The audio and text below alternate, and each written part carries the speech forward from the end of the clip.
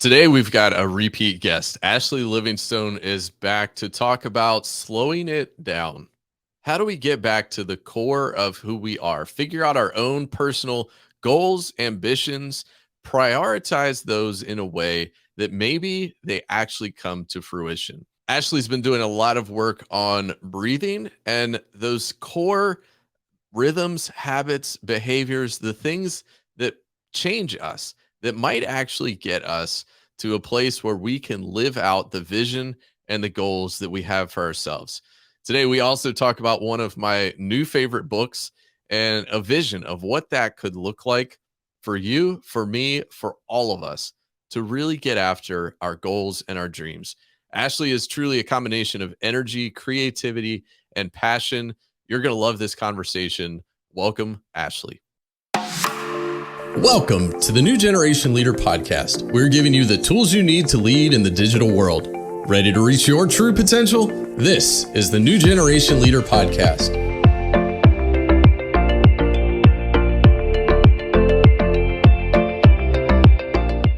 All right, Ashlee. So last time we talked, we were at the new year, and now we're kind of into Q2. We're making moves. We're getting things done. We're being productive. We're accomplishing goals, checking things off, but not everything is always perfect. We run into problems. What are you seeing people facing kind of as a trend heading into the middle part of the year? Yeah, thanks, Aaron. We've been hearing a lot about people like, I can't believe at the time of this recording, it's April. I can't believe it's April already. And where did the first part of the year go? And sometimes we forget this happens every year. We're always surprised by that. But what I'm noticing as we've kind of come out of the pandemic and life is going back to more normal than it had in the past couple of years. So when we chatted in December, January, people were setting big goals for the year. It was like, this is going to be the year. And, if you listen to that podcast, we talked about how to break it down, how to make these goals achievable and attainable and consistent. And a lot of people still just were like, we're doing it all. And then they started doing all the things. And now what I'm hearing a ton is I'm so overwhelmed, or I can't keep up. I can't even keep up with the goals I've set for myself, let alone the expectations everyone else has for me. And so many people are claiming burnout. They are just, one more hectic week, one more curveball, one more unexpected whatever away from just throwing their hands up and being like, I got to take a break. I'm out. And that for me has just been something I've been noticing more and more with my clients as they're coming to me. They're on that verge of burnout. Or when I'm talking to people, a lot of people are saying to me, oh yeah, I've burnt out before. That's normal. I'm like, that's not normal. We need to stop normalizing burnout. So that's really what I'm seeing a lot of right now. And a big part of my focus with my clients is avoiding burnout. Yeah, I think there's something about the changing of the year and the changing of the seasons that in the new year we think we have all these big bright dreams and we set resolutions and goals at work and at home and in every facet of our life. And then we kind of get into it. Well, now, as you and I were talking about, we're coming into spring. The weather's going to be really nice. The sun's shining more most of the time. Yeah. And so there's a freshness to this new season that maybe there's something about spring and a new start that gives us a different perspective, maybe a more realistic perspective about what's actually going on in our lives and in our work and our rhythms, and makes us ask those questions in a more realistic way. Yeah. Yes, I think so. I don't disagree with you. And I also think that so many of us wait for, there's kind of these points, the new year. Oh, it's renewed, right? I'm going to do all these great things. And then for those of us that live in, like, actually experience winter, it's cold, it's dark, it's lonely at times. It definitely, I've been noticing more and more, kind of sucking that energy out of so many people, that when the sun does come out, everyone does say, oh, yep, now here we're spring, I can start doing these things. And then summer hits and people slow down, right? Summer's a bit of a natural, okay, slower pace. And then we hit September and the kids all go back to school, at least here in Canada. That's when they go back to school. And it's like, oh, this is the second new year. And so these points throughout the year are almost, I constantly see people going, okay, now I'll do it. Okay, now I can do this. And really, what I would love to support people with and help people understand is that you don't have to keep waiting for the new year or a new season or, kids to go back to school. If you're taking consistent steps towards your priorities and your goals, it can be manageable without the peaks and valleys of burnout, rest, burnout, rest. We need to almost reshape that mentality of, okay, new year, hustle, hustle, hustle, big goals, big goals, big goals. And okay, now I've burnt out by March. And then, oh, spring's here. Now I can go again. If we just were consistent, I think that it would be so much better for our minds, our bodies, our productivity, our overall outlook on life. Maybe I'm a dreamer. There's a little bit of idealism Mm-hmm. that we can bring, and it's helpful to bring, I think, for what you and I do, to bring that outside idealism to help people remember and look in the mirror. Hey, maybe it doesn't have to be this way. Maybe it Yeah. can be different, and it needs to be different. It should be different Yeah. because we deserve different. But not only we deserve different, but the people we lead deserve different, and Mm-hmm. our families and our customers. And there's a balance there that happens when we invest fully and completely. But you're right, we a lot of times sell ourselves short.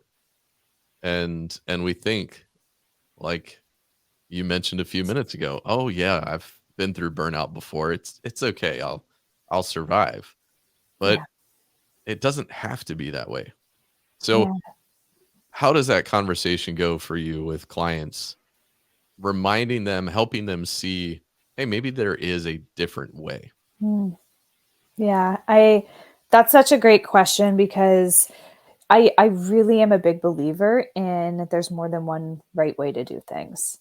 Kind of makes my wife angry at times because I think there's lots of right ways and she thinks there's one right way. But um, when my clients come to me and we're talking about burnout, I'm seeing often either they're maybe frustrated that their team is talking about burnout. And if they've already been through it, they're actually less sympathetic, is what I'm finding. People are less sympathetic to other people burning out because they're like, oh, yeah, well, that's just part of it. So that's showing up. And then for those that are really, truly like feeling that burnout, so they're tired, maybe they're having trouble getting out of bed in the morning, they're constantly sick, they're staring at their computer with this giant to-do list and not making progress on any of it. And they're just so overly activated in their body that we really get on a plan very quickly of what is your absolute top 2 to 3 priorities? Mm. And how do we take 80% of your time? Because I'm also very aware that there are things that we just have to do because we just have to do them right now, at least. What are your top 2 to 3 priorities, and how can we spend 80% of our time and energy in those priorities? And what can we actually let go of? And let go by delegating, let go by realizing they were never ours to begin with. So why are we doing them? Right? Outsourcing as well, whether that's outsourcing in your home or outsourcing in your business. And then the other piece is, what do you need to do for your mind and body to take care of it? So, is that daily movement? Is it eating healthy? I practice a lot of mindfulness, meditation, breath work, and it just calms my system down. And that has a lot to do with it. When you are running on adrenaline, or you hear people say, I'm just running on fumes or I'm running on coffee, that's really harmful for your body. And it actually makes you less productive because everything you're doing is taking way longer and it's way harder for you to be producing. So when you're operating from a place of a resourced mind, a resourced body, a rested body, you can actually get so much more done. And people have heard this before. I'm not telling anybody anything new, but yet 80% of the people I talk to still don't implement that. And that's pretty much the number one place I start with my clients is, we got to feel good. We need to build in rest and routine and consistency. And let's go back to basics so that you can then start to up level the way that you always thought you were going to. Looking at you personally, what have been some of the key ways that you've done that for yourself? Yeah. So for me, 100% breath work. I practice breath work daily, about 10 to 15, sometimes 20 minutes a day of just active, conscious, intentional breath to either A, calm my system down if that's how I'm feeling. I need to be grounded, or sometimes I need to like feel energy moving. So I do something a bit more active and really get my energy going. And then about once a week or once every other week, I do a much longer meditative breathwork session where I'm consciously, actively breathing for about 20 to 25 minutes. And that allows me to go so much deeper, release all those limiting beliefs that I still carry, even though I've been practicing it.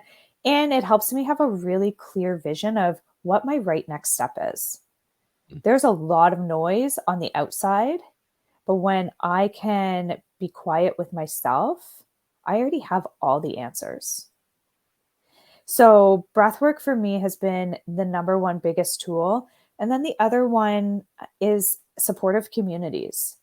I have found so much grace, compassion, ideas, collaboration in supportive communities where we can bounce ideas off of one another. We can maybe post a problem that we're having or a challenge, and there's all these people who are showing up without judgment and who truly want the best for you, without getting too involved in the weeds. And that has been such a safe haven for me to really allow myself to calm down, be strategic, and stay focused. So I think there's a bit of a myth in our motivations and our goals, and something you just said about that Mm. community that doesn't have judgment and truly wants the best for you. Mhm. How do you go about casting that vision for the leaders you work with to help them Mm. see that making someone else successful makes them successful? Yeah. How does that conversation go? Yeah, it goes with, they have to experience it first. I if you've never received that kind of community or that kind of support, it's really challenging to give it because you don't know what you don't know. And I was not probably the up until about 3 or 4 years ago, I was not a big believer in community, especially community, like mostly women communities. I had never found good success in them, but I hadn't found the right one. So that is something that I work with my clients on is what group where do you fit? Where do you belong? And where can you find that safe space to be yourself? So whether that's with me and the community of clients that I have and the groups that I lead, or is it another group? Like maybe it is golfing once a week with your friends on the golf course. I have a lot of male clients who that's their community. That's their safe space where they can be active, share, and keep moving. Mm. And I have other clients who love joining, women entrepreneur groups or, mom groups. Different, it just, you have to find your community. And the other big piece is once you're in that community, you have to fully participate. So showing up just to receive does not make you part of the community. It's the give and take. And as soon as you start to see that working, that's when I see this switch flip for many of my clients of like, oh, I can actually do this with my team. Maybe not as vulnerable and not as open, but I can do this with my team. I can create gratitude moments and I can create, ask us anything moments. I can celebrate wins with my team. I can create growth opportunities or, help them with mentorship. But you have to be a part of it first. And I think that that's a really important step. I've absolutely found that to be true. And because talking about it, I vividly remember one of my earliest coaching clients had such a problem envisioning the power of him seeing other Mm, people succeed. Because for him, it was a party of one, a team of yeah. one, and it was all about his identity, his goals, his accomplishments. And that was a challenge, but you're absolutely right. It's really foreign, a foreign concept that until you've seen it and experienced it, it can be hard to understand and trust that is what it is and what it Yeah. can be. One of the ways we talk about for leaders is to break down the walls so that we can have relationships centered on influence and impact. But a lot of times I have seen we walk into some of those settings. You have a wall up, I have a wall up. And if somebody lets that wall down completely too quick, it's like, oh, that's Like, uncomfortable. You yeah. spilled the beans way too fast here. And if one person does part way and the other person doesn't, then it's not Yeah. reciprocated. And so you still don't see it. And so there's a fine balance. And we say it comes down to four components. We've got to have chemistry and feel like we have an ability to connect, that Hmm. I get along with you, that you're a person of character, that I can trust you, that you have competence and you'll do what you say what you do, and you're good at that. And I always forget the fourth: character, chemistry, competency, and credibility. Yeah. That you are credible. And so when you look at that, letting those four get into a true sense of community, let the walls come down so that you can get beyond just a transactional conversation Mm, and get to a place where, hey, we are for each other. We want the best for each other, and we can challenge each other. We can yeah. actually tell the truth. We're not just trying to be nice. We're not trying to sugarcoat it. I'm going to help you see things that maybe you can't see in yourself. Yeah. And I think that you have to almost invite that in. And that's why I think it's so important for leaders to have that somewhere else first so that they can see, okay, what's working, what doesn't work, how does this feel? And then learn from that to bring it to your team.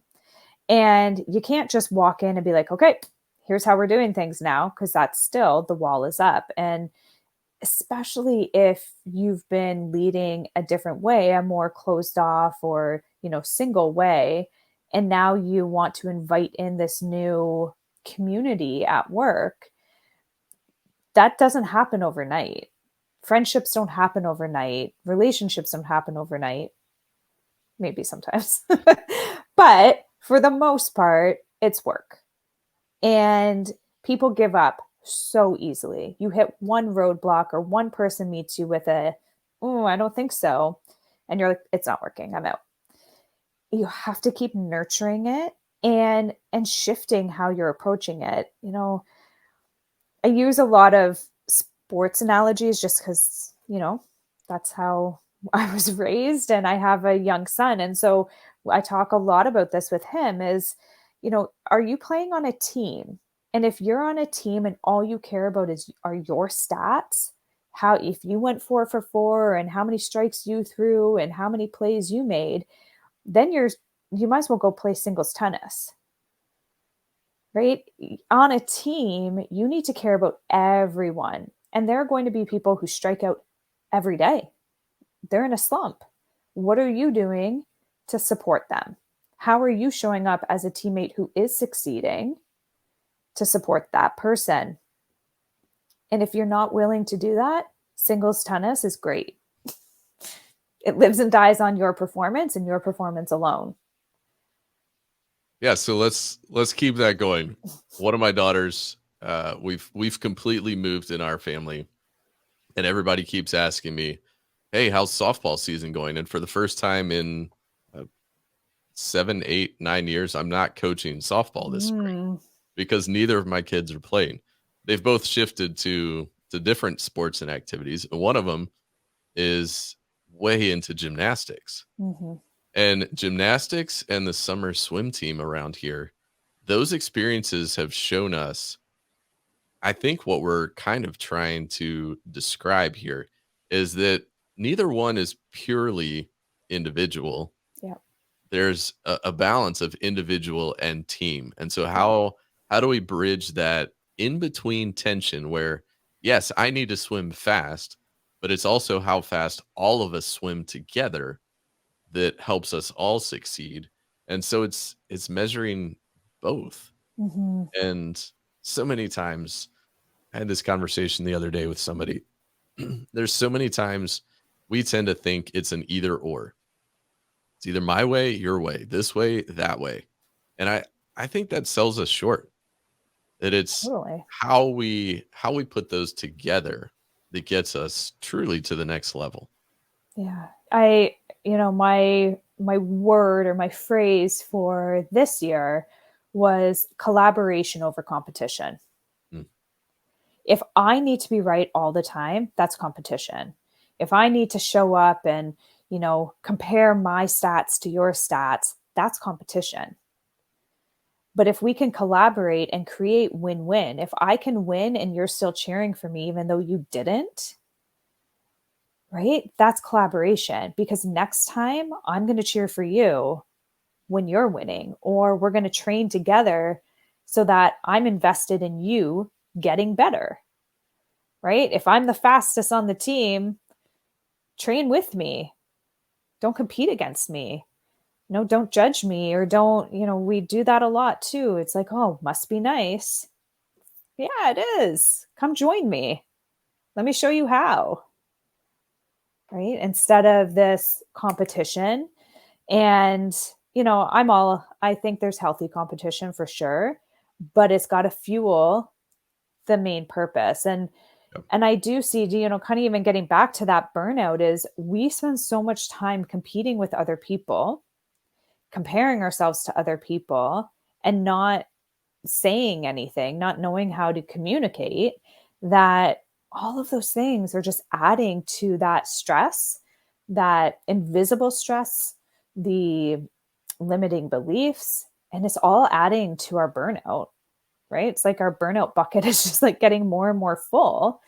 And even a supportive conversation with a colleague can help, right? It's just like, oh, they do get it. Oh, I'm not on an island all by myself. Okay, great. Doesn't need to be a 20-minute vent session, but hey, somebody's identifying with me. Somebody showed up. Or, I have one of my clients, he knows that his team is young and they're all, many of them are still living at home and they're keen to like learn how to save for a home. And he brought in a financial planner. They have nothing to do. None of their roles have anything to do with money and financial planning, but he's so invested in their well-being that bringing in a financial planner for their personal finances was like a huge win for them. I'm looking around my desk here. I don't think I have it, but I feel like you're quoting the book I just finished. A friend Mm, recommended The Dream Manager to me. okay. Have you read this? No, I haven't. It's Maybe I it's should. yes, absolutely. It's told in the style of Patrick Lencioni and some of his fable parables, Mm-hmm. but it's actually a true story. Oh. And this company was trying, it was janitorial company, was trying to solve issues of turnover. And as they started to have those discussions, one of the employees, one of the senior leaders had this bright idea. Let's take a survey. Why is it people leave here? And it wasn't money. It wasn't anything anybody expected. It was transportation and how they got to work. Mm, So they worked on that, solved that, cut turnover in half, amazing. and then did another survey. And as they kept going, they started realizing, hey, there are things beyond work that are motivators and drivers. What would happen if we started to foster those conversations? So they added a new member of their team and hired a dream manager whose sole job was to help people unlock their dreams, whatever they were. I should have this job. Yeah, I know. I want this job. I want this job. They ended up hiring 9 of them, I think, 9 or more of these positions within their company. But what happened was so fascinating. They started to have some success stories, like like you were describing, home ownership. Mm-hmm. A lady in her 50s always wanted to own a home, but she didn't know what that pathway was. And they got the brilliant minds together, made a few connections and introductions, and found a way for her to put no money down and pay $60 more a month than she was in rent to now own her house. Once she Amazing. moved in, she started hosting open houses for employees every week to come over. And then everybody heard and knew her story, the success of the dream manager in this just one story. And it just kept going. But I thought what was so interesting was two instances, very months, years maybe into this process. Two just fascinating instances. One was one of their team members said to a family member, "Hey, you need a new janitor service for the property you manage. Call my company." There was no incentive package Yeah. yet. They built one after the fact and Yeah. gave her $1,000 because they got this client. Yeah. They got That's a new client. amazing. So now all of a sudden, instead of having a small sales team, every person in their company was on the sales force. And then the second one was the referrals for employees. They're like, "Hey, do we have Mm-hmm. any openings? My cousin needs a job. My neighbor needs a job. The guy down the street, the person I met at the grocery store needs a job." All of a sudden, this turnover issue had become the opposite. They had They had a way wait more list. people. Yes, exactly. So Oh, all of that centered around how do we care for people and truly tap into what's motivating them and not just the goal, but stretching that up to the dream level. What's yes. our vision? Where are we motivated and drawn towards? And how can we cultivate that not only within ourselves, do it reasonably, realistically, not trying to tackle all the New Year's resolutions at once. But I love what you said. Let's pick our top top priorities and Hmm. focus our efforts on that. Yeah. But how I can we How can love we this. harness all of that energy in the right direction? It's Yeah. And sometimes all it takes, you know, I think people are burning out because they feel so alone. I really think that that is a key contributor to why people are burning out. It's their mindset of like, this is just too much, too much, too much. And they feel so alone and they feel like there is no way out. When you're on that hamster wheel and you're just like, I guess I just keep going. Well, when do you get a break? I don't know. I don't think so. This is just my life now. I'm just here running along. And it happens to solopreneurs, it happens to CEOs, it happens to team members, regardless of where you're at. So at some point, we just kind of hop on this wheel and like we're all running by ourselves. And we can't even see that there's anyone else out there. And it just takes someone like this, dream manager, somebody with some care to say, what if I do this for my team? Or what if I push you to succeed or show you how you're totally capable of succeeding? Somebody else believing in you, it might just be the thing that gets you off the hamster wheel and believing that, oh, yeah, maybe it is possible. It's when people don't believe it's possible, that hurts my heart. Like I honestly, I said that and I'm like, oh, like I can feel that pain of you just don't believe it's possible for you. Maybe for other people, but it's not for me. I'm never going to get out of this. Or my boss is never going to do this, or my workplace is never going to be like this. And you're stuck in this, it's just not possible. And as soon as there's that like spark of possibility, that opening of, oh, wow, they brought in this speaker and that kind of lit a little bit of a fire. And oh, my boss just told me in my performance review that they really think that I could do this and they see potential in me. And maybe those little gremlins in our head start being a little bit quieter. And I'll layer that with it's also up to us too, right? We want so much external validation, and I think that as leaders, that's part of our role is to do that for other people. And each individual person needs to play an active role in building their dreams and seeing their possibility and quieting those limiting beliefs. Yeah, as you describe that, there's so many of these differences that I think we see or we innately know in each of us. And it's truly the power of coming together and recognizing our differences and how our differences can make us stronger. And Totally. one of the things I love is just as you have about your son, using our kids as examples because they're just such there's so many real life scenarios. Mm-hmm. And as I've been watching my oldest, the more she's had to study and work this year, she is very social. My wife and I would go off in a quiet room to focus and study. But to study for my daughter, she has to be around people.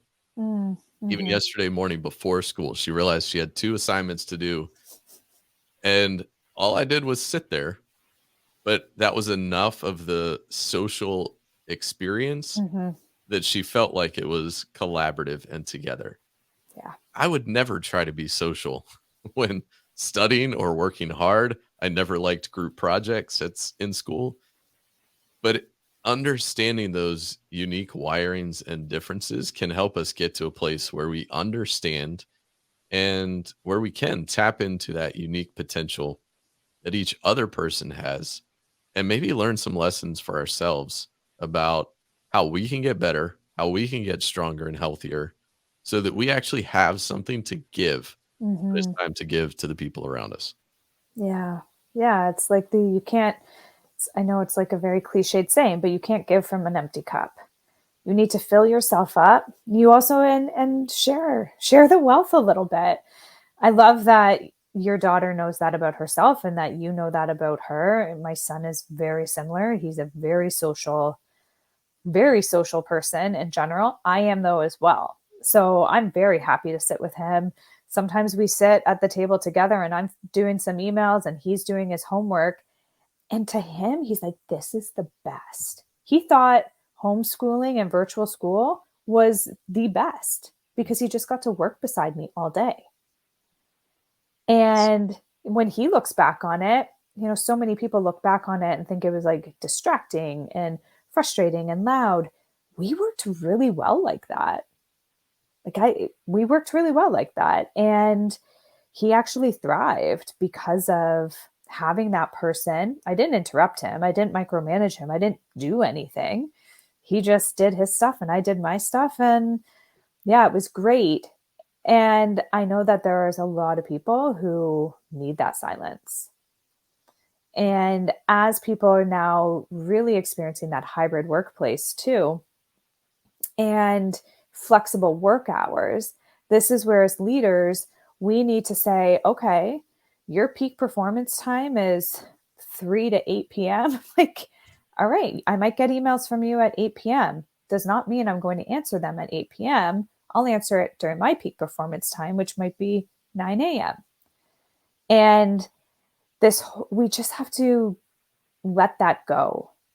Let us experience other people's work styles and measure more on output, like results, as opposed to what time are you sitting doing your work and in what format are you doing your work. Yeah, there's a control factor that seems to be happening, more meetings and let's be face to face and let's all be regimented and following the same routine, when just like you said, that's one of my favorite insights is how do you work best? When do you work best? And when are you most productive? And find your own balance and rhythm to that. And it's a constant uphill challenge. It's not easy, but No. when we do look at output and performance, it takes intentionality for us to look for those opportunities to see how can we bring our best and how can we bring the best out of the people around us so that together we can accomplish the great things, those collaborative top priorities, just like we have our personal top priorities. It's way better to celebrate with other people than it is by yourself, That's a much better right? party. It's a much better party when you can collaborate and win together as opposed to celebrating by yourself and having no one else kind of cheering along with you. And, you said something about that intentional.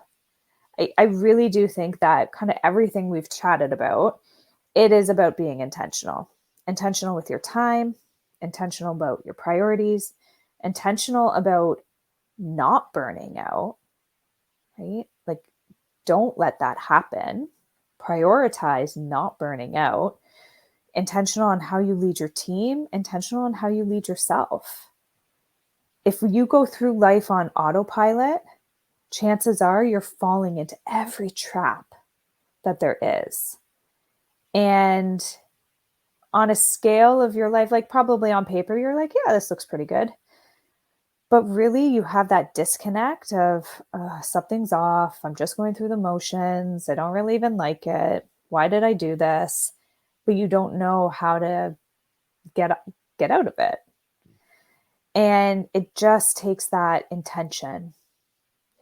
I like even saying 1% better every day, right? A small step, a small intentional step every day to engage your team or to take care of yourself or to really put time on your calendar for what matters most to you, not just all the things you should be doing. So in all of that intentionality, I always say, and I encourage people, start with you. You've got Mm, to be healthy. You've got to find your own personal balance and rhythm. So you talked a little bit about breath work, but give us a little more. I mean, I know what my Apple Watch tells me. I should breathe now for a minute. You talked about a little bit more than just a minute. yeah. Walk us through where where we could start individually and setting that foundation for ourselves? Yeah, I think, there's a ton of science. So here's why I love breath work. It satisfies both parts of my brain. The logical, make this make sense to me. How does this help me side? There's a ton of science on how breath work calms your nervous system. Breath work can regulate your body. It can slow your heart rate. It can decrease your blood pressure. There's a ton of science, but I am not a science major, but I know it's there. And then on the other side is just that really breathing into how you want to feel, really breathing into what you want to release. So if I want to start my day feeling calm, in control, grounded, I can breathe for 10 minutes and get myself to that place. I can create that space, like physically in my body, that just helps carry me through the day. And, a lot of people are saying too now that breath work, because you're so focused on breathing, and with meditation, you're focused on not thinking about anything. And a lot of people struggle with that in meditation. So having something to focus on helps you actually get into that meditative state a lot faster than just sitting there going, why isn't this working? So the breath, even if you do 5 minutes a day, or you feel yourself about to go into a meeting and you're really anxious, doing like 5 halo active breaths, so breathing into your nose and then out your mouth, like 5 big slow breaths like that, you will physically feel yourself calm down. Like you can feel it instantly. And I think it's just such a great break for us to start interspersing throughout our day. About to go on a big sales call and you're nervous, all those beliefs coming up for you, just breathe and let it go. Right. And, again, there's lots of different people who guide breath work, who facilitate it. I get the most out of it when I am guided, because somebody else is holding space for me. They're there, kind of like a coach, showing up for you, giving you that platform to really focus in on your intention. But anyone can do it. You can do it at your desk, 5 rounds of breath, take 2 minutes, and you can physically feel yourself calm down. You want to get pumped up, jump around, do some quick breaths, and you'll physically feel yourself with that energy moving. I think it's also really cool because you'll see how quickly you're actually in control of how you're feeling. Mm. This whole, they made me feel this way and I get stressed out when I do that, goes away when I know exactly how to calm myself down. And I know how to not enter into conflict because I can regulate myself so easily now. And I think that's the bigger power for me of breath work. I always say getting healthy ourselves is the most important thing. Mm. I I use the often quoted analogy of the oxygen mask on an airplane, but you can't give it if you don't have it yourself. So Totally. make sure, uh, I think in our Western world, it sometimes comes across initially as being something selfish. Hmm. Well, if I'm working on me, then I'm not helping other people. But there's a balance there. We have to get healthy ourselves. We can't overindulge. We can't go too far into that inward self. But when we work on ourselves with a posture of how can this help me help others, then that helps us, I think, truly unlock that intentionality that we've Yeah. talked about of focusing on those key important elements of what's my passion, what's my drive, what do I want to do in this world, and how can I make it happen? Yeah. And we can be far more effective in making it happen when we're healthy. I totally agree. And I think that's, a lot of my clients will say, okay, that's great. You talk about getting clarity on your priorities, but I can't get clear. And we can do one breathwork session And all of a sudden they're like, I know exactly what I need to do. I'm like, yes, you do. Right? Yes, you do. And spending that time with yourself, I talk a lot about developing self-leadership before, just like joining community to create community. Before you can truly effectively lead others, you have to know how to lead yourself. And if you're not healthy and you're not prioritizing your self-care and, physically, mentally, emotionally, how are you going to be able to hold space for other people and lead and coach them?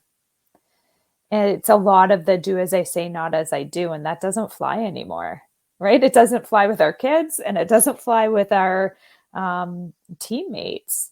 So definitely figuring out how to be intentional about developing yourself, and healthy to you and healthy to me might look different, and that's okay.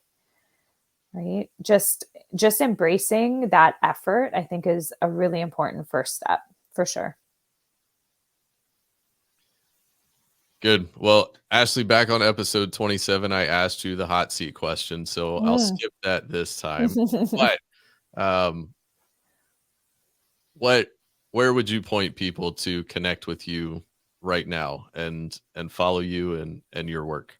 Yeah. Yeah. Thank you. If you want to connect with me and learn more about coaching and teamwork and even breath work and how that can really help you avoid burnout, my website's the best place. I have everything up there. So it's ourforte.ca. I'm Canadian, but I work all over.